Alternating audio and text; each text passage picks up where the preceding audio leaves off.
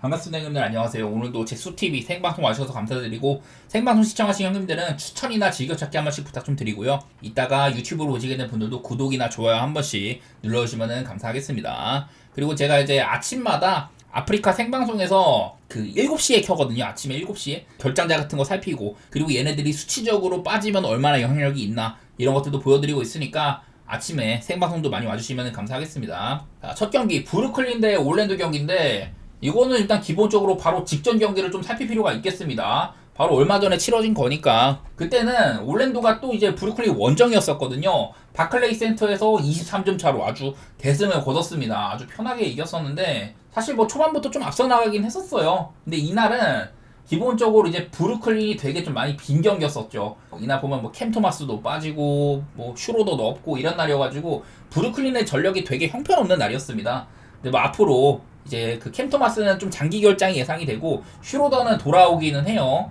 그나마 긍정적인데 대부분의 선수들이 별로 못했습니다. 그나마 벤치에서 많은 득점을 내줬다 이런 것들이 있는데, 이거는 계속해서 끌려가는 경기였었기 때문에 브루클린 입장에서는 뭐 어쩔 수 없는 거였었고, 올랜도는 제가 요즘에 이제 그 웬델 카터 주니어의 복귀를 말씀드렸었는데, 이날 웬카주는 이제 좀 4번 자리에서 그동안 비타제가 계속해서 좋은 활약을 해줬기 때문에 비타제는 그냥 쓰고 웬카주를 4번으로 쓰고, 이제 다실바 대신에 바그너를 이제 3번에 그냥 계속 쓰는, 그렇게 이어가고 있는데, 이날도 프란츠 바그너가 굉장히 잘했습니다. 지금 뭐 그 벤케로가 없는 기간 동안 아주 잘해주고 있는 편이고요.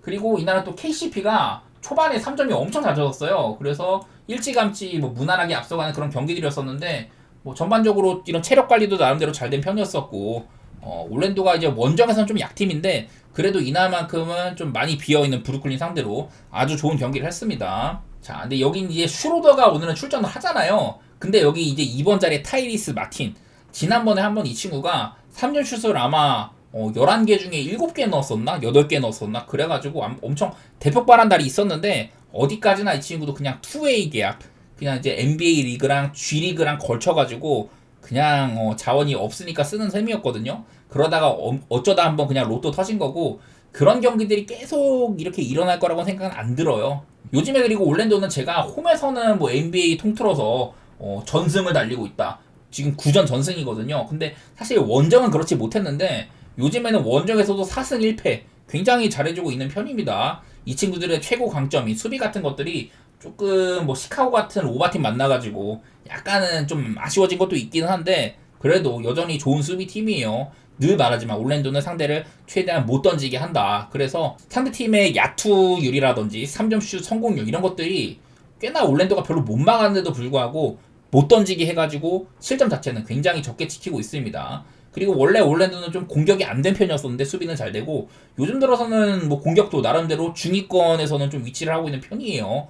브루클린은 여전히 뭐 수비는 안 되고 있고, 대신에 3점은 아주 잘 꽂는다. 근데 또 3점 방어는 안 된다. 이런 것들이 보여가지고 그런 것들이 아마 지난번 경기 때도 오바가 났던 원인이지 않나 싶어요. 오늘도 글쎄 슈로더가 돌아왔기 때문에 브루클린이 조금 더 공격이 원활해질 수는 있는데, 개인적으로는 그렇다고 해서 올랜도를 이겨먹을 것 같지는 않습니다. 이거는 또 브루클린이 잘 싸우려면은 슈로더가 또 폭발을 해야 된다, 이런 것들이 있는데 조건이 좀 많이 따르는 것 같아요. 멤버 상으로도 저는 일단은 뭐 올랜 사이드로 좋게 보고, 그리고 오바 그렇게 보도록 하겠습니다. 다음, 그리고 멤피스 대 인디애나 경기가 있는데, 요즘에 멤피스의 기세가 굉장히 좋은 편입니다. 내일은 또 이제 모란트가 뛸 수 있다고 하더라고요. 아마 직전 경기도 그냥 그 부상 관리 차원에서 한번 빼준 걸로 알고 있는데, 어쨌든 요즘에 멤피스는 그냥 주전이고 벤치고 할 거 없이 전부 다 컨디션 좋다. 멤피스 경기 얘기할 때마다 리그에서 골스 다음으로 벤치들을 많이 굴리는 팀인데, 얘네들은 사실 주전에서 얼마 전에도 뭐 자잭주가 부진하고 데스먼드 베인이 부진하고 이런 때가 있었는데, 근데 그냥 그런 거를 벤치에서 잘하는 애들 올리면은 그냥 땜빵이 됩니다. 사실 자잭주 같은 애들은 대체하기도 어려운 애들인데 그거마저 공격면에서 땜빵이 되거든요. 그래서 멤피스는 지금 뭐 한두 명 컨디션 안 좋아도 벤치에서 충분히 커버가 된다, 그런 모습들이 아주 잘 보이더라고요. 그래서 요즘에 최근에 5경기 동안에는 공격이나 수비 여러 가지 면에서 아주 좋은 수치들을 이렇게 뿜어주고 있죠. 그나마 얘네들도 페이스가 빠른 편이고 많은 공격을 하는 만큼 상대한테도 기회를 많이 좀 내주는 편이기 때문에 수비 같은 것들이 이렇게 야투나 3점 방울이 좋음에도 실점 자체는 조금 있는 편이긴 했었습니다. 자유투도 조금 주는 편이기도 하고.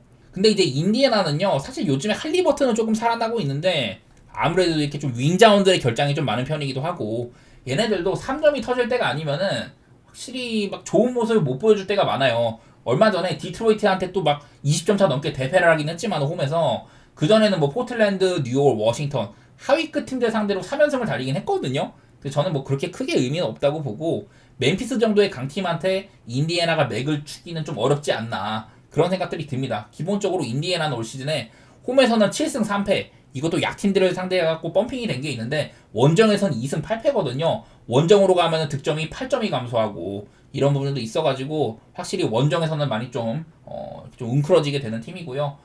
뭐 반면에 멤피스는 홈으로 오면은 실점이 한 8점가량 줄어듭니다. 득점도 조금 줄어들긴 하는데 그래도 멤피스의 홈 강세 9승 3패 이런 것들도 살릴 필요는 있을 것 같고요. 무엇보다 이렇게 인디애나의 최근 수비는 많이 무너져 있다. 제가 뭐 시약함이 오면서는 인디애나가 공격 일변도였다가 수비도 신경 쓰고 해가지고 컴파까지 갔다고 했는데 작년에 인디애나 모습이 전혀 안 나고 있거든요. 개인적으로는 이거는 또 멤피스를 봐도 좋을 것 같은 경기예요. 요즘에 5연승 달리고 있기도 하고 그리고 242.5는 좀 높기는 한데 기본적으로 멤피스 리그에서도 아마 페이스가 두세 번째로 빠른 편이고 인디애나도 상대가 달리면은 같이 달려주는 느낌이 있기는 해요. 아까 제가 원정에서는 득점이 조금 떨어진다 이런 것들을 말씀드리긴 했는데 물론 242.5는 굉장히 높은 기준점이지만은 그래도 일단 오바로 보는 게 맞다고 생각은 되긴 합니다. 두 팀의 색깔 생각하면은.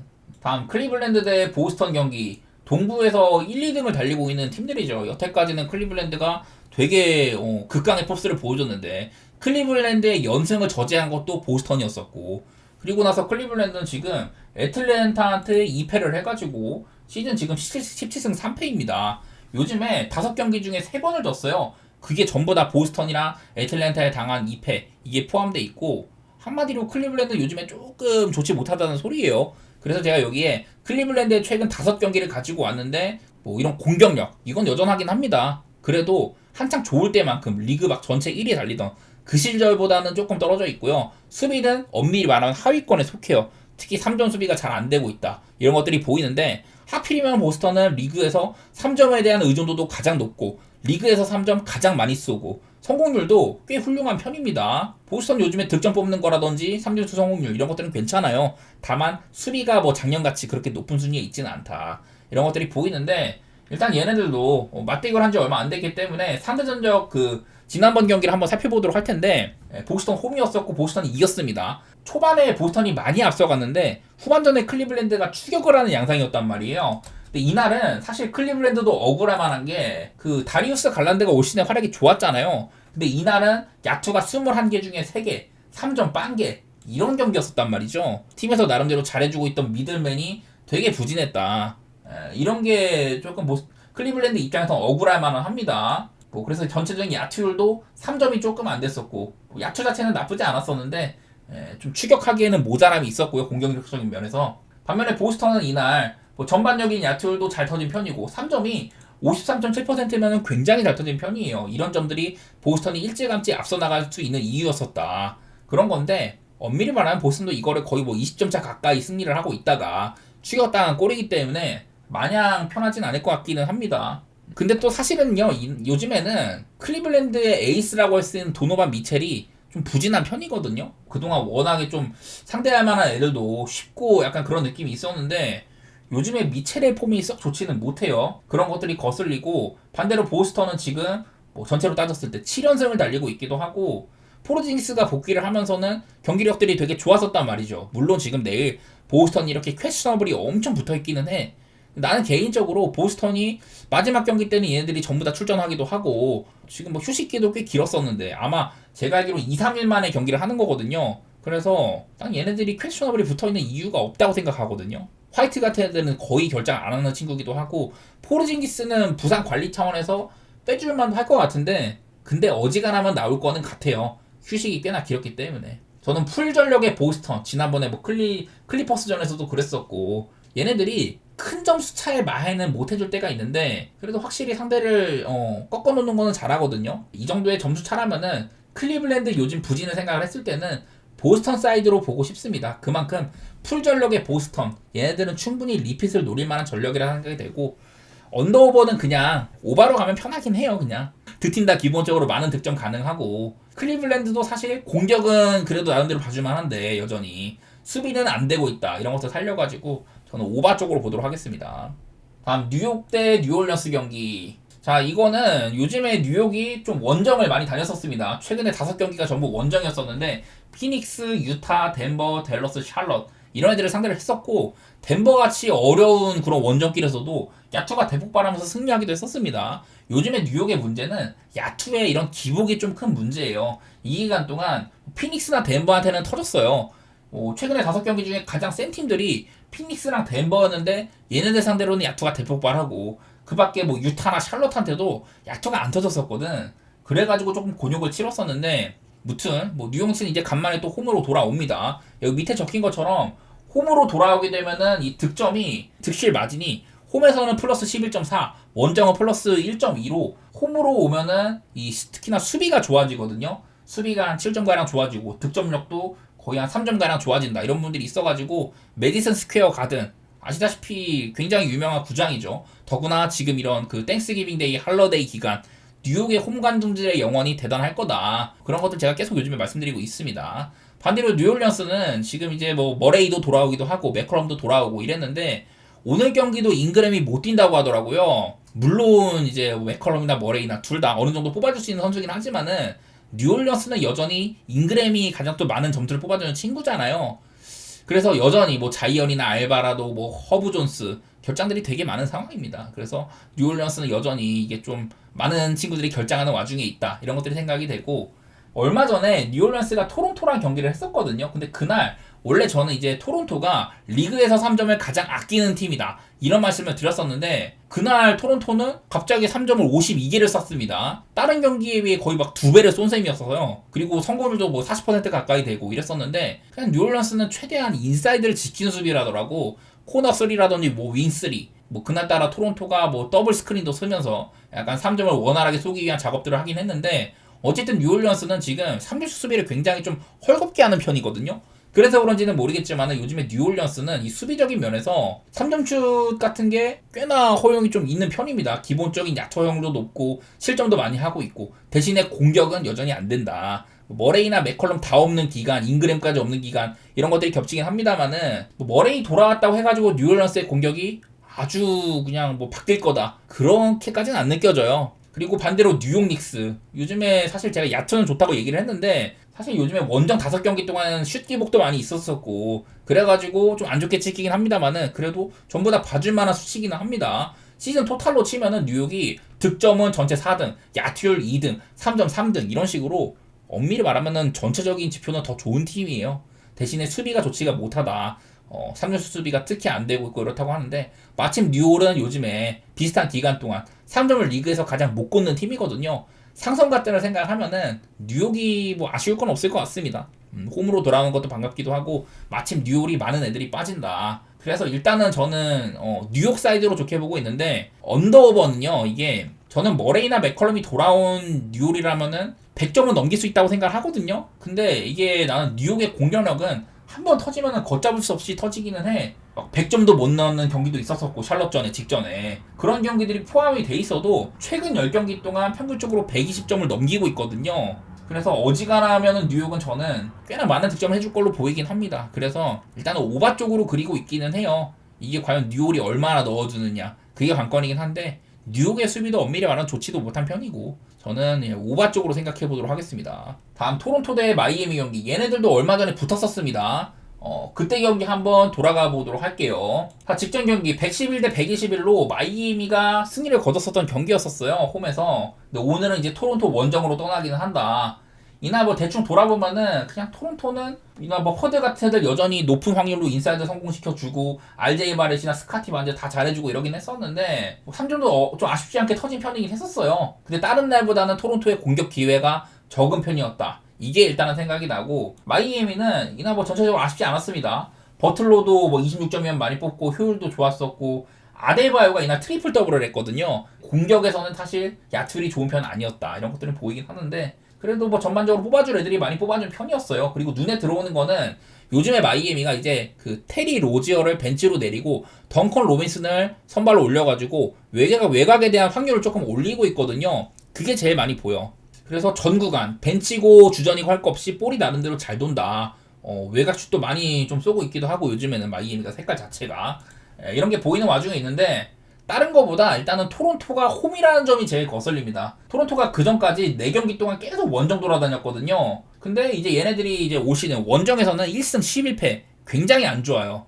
근데 홈에서는 일단 4승 4패고 홈으로 오면은 원정일 때보다 득점은 8점 많아지고 또 이제 실점도 한 4점가량 많아지거든요. 그래서 원정일 때는 올 시즌 평균 12경기 동안 한 224점 이렇게 났는데 홈에서는 거의 뭐 236점가량 이렇게 나거든요. 차이가 매우 심한 편입니다. 그래서 홈 토론토는 조금 오바를 바라볼 것도 괜찮다. 요즘에 물론 이제 그레이디 딕이 빠져가지고 외곽을 던진 선수가 부족하긴 한데 원래도 토론토는 뭐 외곽은 그렇게 많이 안 쓰는 편이고 제가 지난번에 얘네들의 맞대결을 두고 그 전에 한 상대전적 6번 중에 5번이 언더 썼다. 한 번은 마이애미가 엄청 터져가지고 오바가 났다. 그래서 언더가 괜찮겠거니 이렇게 말씀을 드렸었는데 까놓고 보니까 경기는 뭐 넉넉한 오바였었죠. 지난번이랑 기준점 차이도 얼마 안 나고 요즘에 마이애미가 외곽에 대한 이런 슈팅 그 시도수도 많은 편이고 효율도 나쁘지가 않다. 이거는 요즘에 마이애미가 조금 오바팀의 생각이 나는 거 그리고 토론토 같이 그래도 홈에서는 조금 뛰는 팀 점수 뽑아주는 팀 이런 애들 상대라면은 저는 뭐 오바 쪽도 괜찮아 보이고요. 홈 토론토 아까 말했다시피 요즘에는요 특히나 이런 휴일 기간에는 홈팀을 조금 높이 쳐줄 필요는 있거든요. 저는 그런 것들 생각을 해가지고 토론토의 프렌으로 생각해 보겠습니다. 4.5 정도면은 볼만도 한 것 같아요, 저는.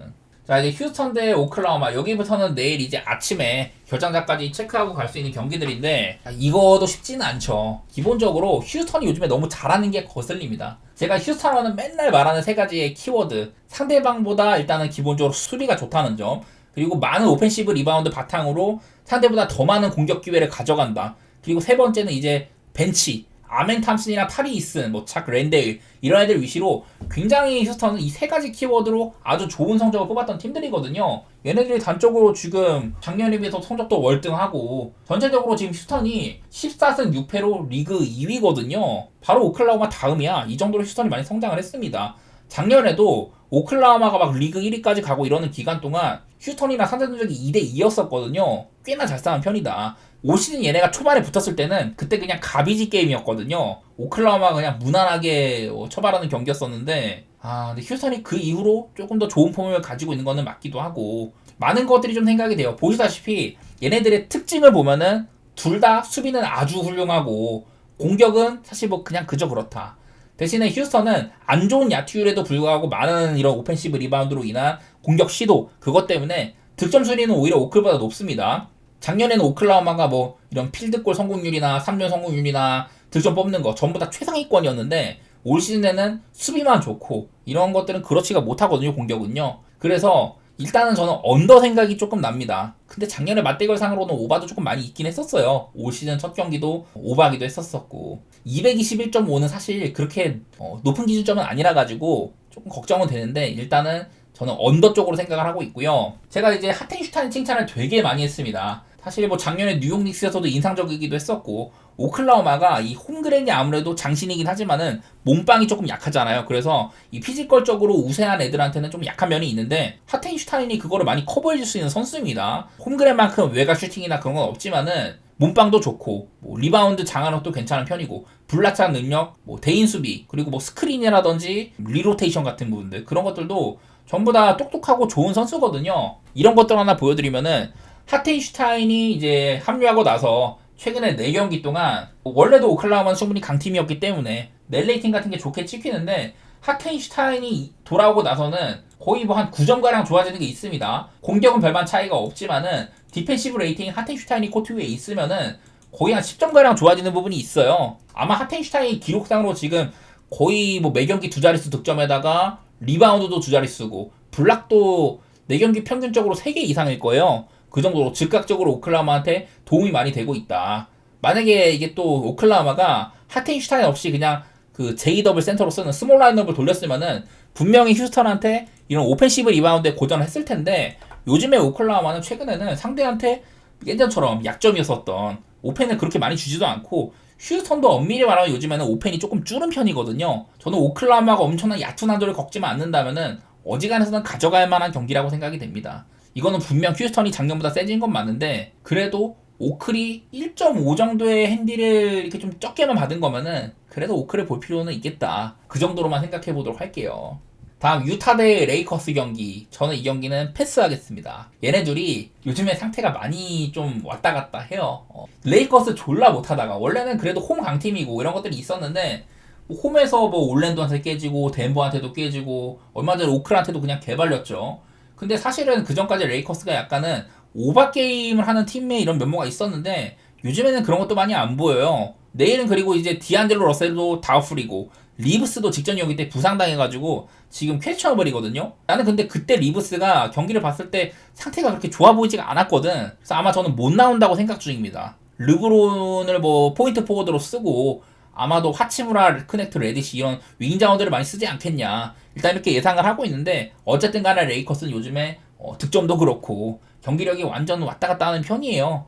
근데 유타도 얘네들도 엄밀히 말하면 요즘에 8경기 동안 1승 7패 좋지는 못한데 요즘에는 사실 뭐 홈 성적도 그렇게 막 탄력을 받지는 못합니다. 더구나 오늘 경기 이 댈러스랑 사실은 그냥 오바를 보면 편할 경기였었는데 까놓고 보니까 1쿼터만 조금 주고받고 2, 3, 4쿼터 내내 그냥 팅팅쇼에다가 나름대로 둘 다 수비를 괜찮게 했거든요. 이러다 보니 뭐 레이커스 사이드를 본다든지 아니면 뭐 유타의 홈플랜을 본다든지 언더 오버 전부 다 뭐를 가도 걱정스러울 만한 경기인 것 같습니다. 얘네들의 맞대결상으로는 최근 3시즌 동안 8경기 중에 7번이 오바였었어요. 근데 요즘에 꼬라지를 보면 이거는 오바를 장담하지 못하겠다. 저는 그냥 패스하도록 하겠습니다. 이 경기는요.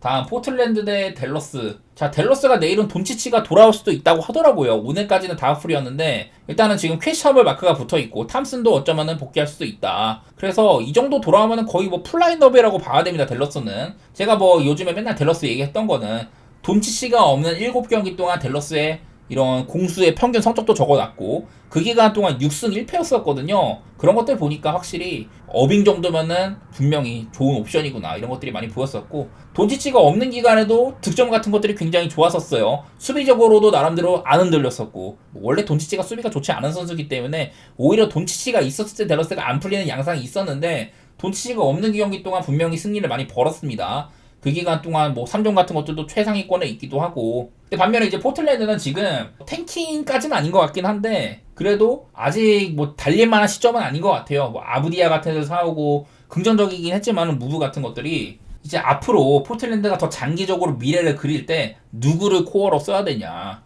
그런 점에서 원래는 사이머스가 약간 탈락 위기였는데 샤프가 이제 플레이적으로는 저는 사이머스보다 낫다고 생각을 해요. 이타적이기도 하고 뭐 수비도 신경 쓰는 편이고 그런 건 있는데 요즘에 샤프는 감각이 별로 안 좋고 사이먼스가 오히려 스탯적으로는 좋은 면이 있습니다. 그리고 아브디아가 그 에이튼 같은 애들은 뭔가 분명히 뭐 1피 출신이고 이러긴 한데 수비적으로도 사실 영향력이 적은 편이고 공격도 뭔가 더 이상을 해줘야 되는데 그 이상을 못하는 애거든요. 되게 애매한 카드야. 그래가지고 값어치도 약간 높지도 못하고 그런 친구인데 어쩔 수 없이 요즘에 뭐 도노반 클링언이나 로일상 이런 애들이 결장이어가지고 에이틴에서 출전 시간이 되게 길거든요. 근데 따지고 보면 에이틴도 요즘에 나름대로 잘해주고 있습니다. 포틀랜드가 아주 나쁜 시점은 아니긴 한데 결장자도 꽤나 많기도 하고 요즘에 문제가 되는 공격 뭐 사이머스나 샤프 같은 그리고 뭐 벤치에서 원래는 핸더슨도 나올 수 있었고 달라노 벤튼 이런 애들도 있는데 포틀랜드가 요즘에 공격이 여전히 발목을 잡고 있습니다. 시즌 전체로 봐도 득점 뽑는 게 28등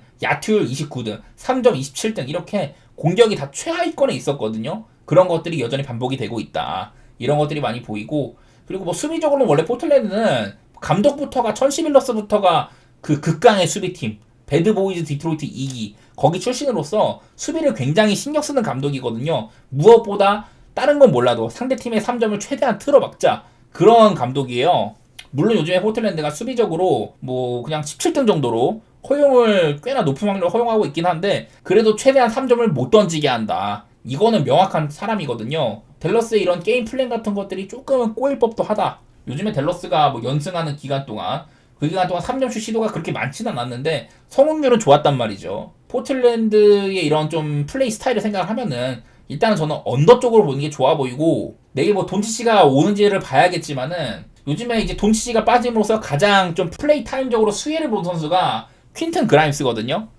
근데 이 친구는 뭐 원래부터 뉴욕 시절에도 나름대로 핵심 로테이션에 들만한 선수였었고 주전급은 아니더라도 뭐 2번 자리 뭐 꽤나 출전 시간을 받는 백업 자리 그런 친구인데 올 시즌 효율도 괜찮은 편입니다. 3점 40%로 꽂아주고 있고 야투도 나쁘지도 않고요. 그리고 돈치치가 빠져있는 기간 포함해가지고 그 전까지 야투율 48.4%, 3점 43% 정도로 굉장히 좋은 효율을 보여주고 있었어요. 이런 것들이 긍정적이라고 할 수 있겠다. 이런 것들도 있는데 그동안 이제 돈치치가 만약에 내일 나온다면은 예상 라인업인 돈치치, 어빙, 탐슨, 워싱턴, 라이블리 이게 원래는 게포드가 선발이었는데 라이블리를 지금 주전 오버로 쓰고 있잖아요. 그 기간 동안 이 댈러스의 이런 그 코트 마진이 어땠냐 그런 건데 다른 그 전에 많이 쓰던 이런 가장 많은 출전 시간을 받는 이런 라인업보다도 내일 예상 라인업이 가장 좋다고 보입니다. 플러스 25.6 정도로 아주 좋게 찍히고 있거든요. 뭐 내일 돈치치가 안 날 수도 있겠지만 바로 밑에 있는 거 돈치치 대신에 그라임스가 들어간 경우 이때도 낼 레이팅이 엄청 좋게 찍혀요. 수비가 잘 되고 공격은 충분히 많이 뽑는다. 이런 것들이 보여가지고 저는 요즘에 댈러스의 분위기가 좋은 이유가 있다. 그렇게 생각하고 있는 편이고 그 중심에는 워싱턴의 복귀, 라이블리의 선발 기용 이런 것들이 많이 좀 바탕이 된다고 싶어가지고 저는 원정이어도 댈러스 사이드를 좋게 볼 만한 것 같아요. 요즘에 분위기는 괜찮은 편이어가지고 댈러스가 근데 조금 야투만 좀 신경 좀 써줬으면 좋겠다. 오늘도 되게 어렵게 이겼잖아요. 경기 내용은 그래도 편한 편이었는데 점수를 너무 못 내가지고 그런 게 거슬리고 댈러스 사이드로 좋게 보고 언더 이렇게 보겠습니다. 다음 경기 세크라멘토 대 샌안토니오 경기인데 샌안토니오가 경기를 꽤나 오랜만에 하는 편이에요. 충분히 많이 쉬고 왔고 이거는 문제는 세크라멘토가 참 애매하다는 거거든요. 내일은 뭐 이렇게 드로잔이 뛸 수 있다고는 하는데 근데 요즘에 세크라멘토 상태를 생각하면은 긍정적인지 모르겠어. 지난번에 이제 한번 키온 앨리스랑 원래 2번 자리가 그 허더잖아요. 허더 대신에 키온 앨리스 쓰고 3번 자리도 드로잔이 부상이니까 이제 제야 크라우더 좀 파이팅이 있는 수비를 잘하는 애들 그런 애들을 써봤더니 한 번은 괜찮았단 말이야. 근데 바로 다음 경기 때 또 고꾸라졌습니다. 포틀랜드한테도. 그러다 보니까 세크라멘토는 아직까지도 답이 뭔지 모르겠어요. 코트 위에 팍스랑 드로잔이 있으면은 미드레인지 게임 가능하고 얘네들 막으러 가면은 사보니스가 또 인사이드에서 내 외곽으로 많은 것들을 할 수 있는 선수죠. 그러다 보니까 사실 구성상으로는 괜찮은데 기본적으로 세크는 3점이 너무 안 들어갑니다. 올 시즌에. 제가 이제 키거 머레이 작년까지만 해도 막 한 38% 정도로 3점 꽂아주고 그런 선수였었는데 키건 머레이 가장 3점의 등락폭이 아래쪽으로 하락한 쪽으로 가장 큰 선수예요. 그리고 키온 앨리스는 얘는 뭐 3점 기복은 원래 심하고 원래 슈터인 허더가 조금 터져야 되는데 허더도 3점이 올 시즌에 별로입니다. 그래가지고 이런 부분들이 세크라멘토가 3점이 조금 안 들어가는 점 그게 제일 신경 쓰이는 것 같아요. 말링 몽크가 복귀하긴 했지만은 몽크만으로는 좀 힘에 붙인 것 같아. 세크라멘토 최근에 6경기 동안 1승 5패 이렇게 달리고 있고 그 기간 동안 이렇게나 가장 발목을 잡았던 거는 3점이 안 들어간 거 이게 가장 큰 원인이라고 할 수가 있을 것 같고요. 샌안토니오는 저는 경기를 볼 때마다 얘네들 긍정적인 방향으로 나아가고 있다. 그게 제일 보이는 것 같습니다. 웬베냐마가 되게 솔리드해진 거는 당연한 거고 베테랑인 크리스 폴이나 해리슨 반제 활약도 아주 좋거든요. 요즘에는. 그리고 좀 똑똑한 선수 스테판 캐슬 같은 애들 이렇게 좀 퍼실리테이터라고 불리우는 그런 친구들이 많이 있다는 게 샌안토니오가 슬슬 좋은 이런 방향으로 나아가고 있다. 그런 것들을 보여주는 것 같아. 물론 샌안토니오도 좋은 분위기였다가 레이커스한테 대패를 하면서 홈에서 특히 아쉽긴 했는데 요즘 분위기상으로는 저는 드로잔이 있어도 샌안토니오를 봐야 된다고 싶거든요.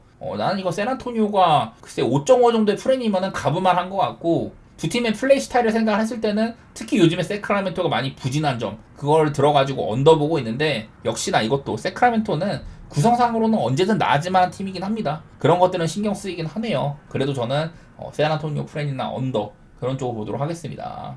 마지막으로 클리퍼스 대 덴버 경기도 있는데 이거는 좀 신경 쓰이는 게 많이 있죠. 일단은 클리퍼스가 내일은 노먼 파웰이 또 돌아올 수도 있다. 지금 계속해서 못 나오곤 있는데 사실은 클리퍼스는 제가 저번에도 이 파웰이 없는 기간 동안 분명히 공격은 약화될 테지만은 수비적으로 굉장히 단단하다.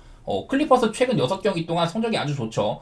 보스턴한테 한번 지고 미네소타한테도 되게 아깝게 졌는데 그 기간 동안 6경기 동안 지금 성적이 이래요. 수비 모든 지표가 전체 1등이다. 특히나 이제 뭐 크리스 던 같은 애들이나 아미리 코피 이런 애들이 로테이션에 있을 때는 충분히 좋은 수비를 보여주더라. 이런 것들 많이 얘기를 했었었고 주바치도 올 시즌에 굉장히 솔리드한 편입니다. 하든도 그래도 뭐 몸빵 괜찮고 스틸 같은 거 꽤나 기록을 해주고 손질 좋은 선수여가지고 막 수비에 엄청나게 독이 되는 선수까지는 아니에요. 그나마 내일 이렇게 좀 그래도 좀 수비적으로 에너지도 보여주고 벤치에서 나름대로 좀 공격의 고리 역할을 해주던 캐포즈가 빠진다는 게 아쉽긴 하지만은 여전히 클리퍼스의 수비는 크게 흔들리진 않을 것 같다. 그런 것들이 생각이 나고요. 뭐 덴버는 요즘에 요키치 돌아오고 나서 분명히 분위기는 좋아졌습니다만은 뭐 뉴욕한테 엇가당한 거 이거는 뉴욕이 야투가 너무 터졌었고 댈러스한테도 잘 비볐지만 패배를 했었었죠. 그래서 지금 요키치가 돌아오고도 뭐 2승 2패인 셈입니다. 특히나 홈에서 두 번 다 졌다는 거 그런 것들이 생각이 나는데 일단은 덴버가 내일 원정인 것도 조금 불편하기는 해요. 왜냐면은 클리퍼스가 요즘에 홈에서 지금 7연승 중이거든요. 그 기간 동안 뭐 상대하는 애들이 뭐 물론 올랜도나 골수도 있지만은 전반적으로 좀 한 끗발 처지는 팀을 상대한 거긴 한데 어쨌든 원정 덴버는 약간 밸류가 떨어지고 클리퍼스 요즘에 홈에서 굉장히 단단하다. 이런 것들이 생각이 나긴 납니다. 클리퍼스의 가장 큰 장점이 요즘에는 수비라는 점들 이런 건데 사실 뭐 작년에도 덴버는 클리퍼스한테 조금 약했었어요. 4번 만났는데 1대3으로 조금 아쉬웠던 점들 클리퍼스가 홈에서는 뭐 2번 이기기도 하고 그런 것들이 보이는데 이거는 또 서부룩 얘기를 조금 해야 됩니다. 요즘에 이제 서부룩이 5경기 동안 평균적으로 득점도 많이 뽑아주고 서부룩의 약점이었던 3점도 46.4%로 굉장히 잘 꼽아주고 있거든요. 서부룩 하면은 덴버의 원래 느릿느릿한 색깔을 트랜지션으로 확실히 바꿔줄 수 있는 그런 알맞은 이런 서브 자원이지만은 슛이 안 좋다는 게 약점이었었잖아요. 근데 요즘에는 그런 부분들이 많이 좀 떨쳐져 있다. 덴버는 이제 좀 있으면은 그 이제 에런 고든도 막 훈련 참여도 하고 돌아올 거는 같은데 내일은 못 뛴다고 하더라고요. 그래서 아직까지는 덴버가 뭐 100%까지는 아니다. 이런 것들이 보이는데 저는 그냥 이 경기는 언더만 생각하도록 할게요. 이거는 클리퍼스의 색깔을 많이 입힌 셈이고 클리퍼스가 올 시즌에 원정에서 평균적으로 한 214.5점 그렇게 나는데 홈에서는 거의 뭐 211.1점 언더로 더 가거든요. 그래서 이런 부분들 살려가지고 저는 그냥 언더만 볼게요. 핸디도 만약 이거 클리퍼스의 핸디값도 그렇게 크지도 않은데 보기도 애매하고 상대가 덴버인지라 승패는 피하고 그냥 언더 정도만 보도록 하겠습니다. 클리퍼스의 색깔 조금 더 들여다보도록 할게요.